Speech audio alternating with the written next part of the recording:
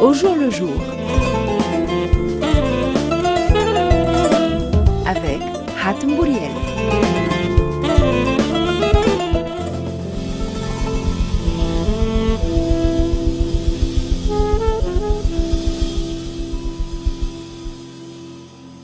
Bonjour à toutes et à tous, j'ai le plaisir de vous retrouver avec la complicité de Wafa Bouzaïda pour ce nouveau numéro d'Au jour le jour.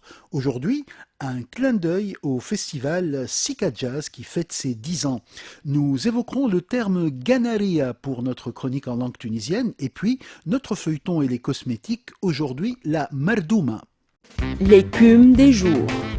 Sika Jazz est de retour à la Casbah du Kef. Fondé en 2015, ce festival de musique jazz revient donc pour son 10e anniversaire à son lieu privilégié, la Casbah du Kef. Il faut noter que le public du jazz donc va retrouver cette manifestation et va retrouver un site historique de premier plan qui a mis en valeur le festival et qui a été mis en valeur par ce festival. C'est donc un retour aux sources pour Sika Jazz qui, comme chaque année, devrait drainer le grand public vers la ville du Kef et ses environs pour savourer toutes les musiques du jazz. Parlons tunisien. Le mot Ganaria a deux sens en langue tunisienne. Ganaria, c'est d'abord les artichauts. Et effectivement, ces artichauts, nous les dégustons en saison et les appelons Ganaria. Ils sont vendus par 3 et ils sont très savoureux et très appréciés sur les tables tunisiennes. Le mot Ganaria a un autre sens. Il désigne les moucharabiers, il désigne ces balcons qui sont prééminents sur des maisons tunisiennes traditionnelles et qui permettent d'être installés à l'intérieur, de voir sans être vus.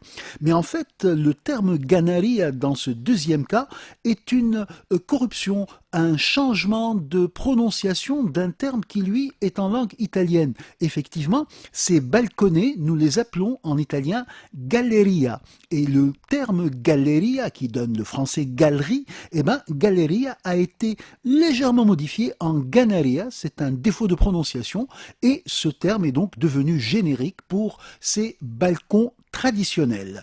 Un mot à retenir, Ganaria et son double sens, artichaut ou bien balcon avec moucharabier. Le feuilleton.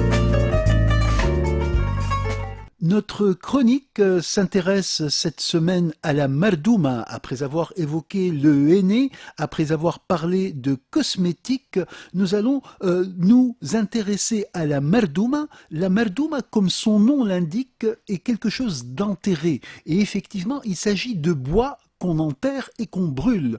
Et ce bois brûlé va ensuite donner, entre autres, une sorte de poudre qui va être pulvérisée et puis qui va servir de cosmétique puisqu'on se teint les cheveux avec la mardouma pour obtenir une couleur noire. Comme le henné, donc la mardouma est très usitée, elle continue à l'être aujourd'hui, peut-être pas dans les villes puisqu'il y a des produits adjuvants, mais elle reste véritablement dans nos traditions. Et évidemment, la mardouma sert également, lorsqu'il s'agit de cette installation sous terre, elle sert à fabriquer le charbon de bois. Voilà donc un cosmétique qui est à base de charbon et que nous appelons en langue tunisienne mardouma.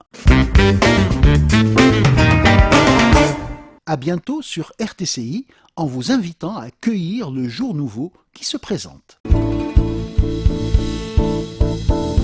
Au jour le jour. Avec Hatem Bouriel.